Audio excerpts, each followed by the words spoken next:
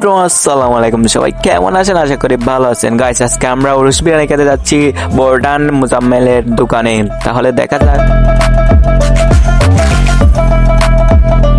Guys, এখানে গিয়ে আমরা অনেকক্ষণ বসে থাকার পর আজান দিয়ে দিচ্ছে, তো আমরা সবাই মিলে বসে থাকছি। এখানে খেয়ে ফেলছি।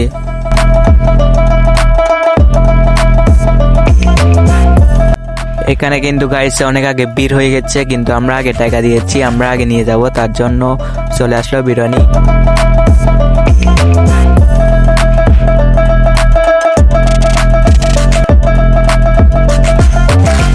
গাইস দেখেন, এখানে প্রচুর পরিমাণ মানুষ রয়েছে বিরিয়ানির জন্য।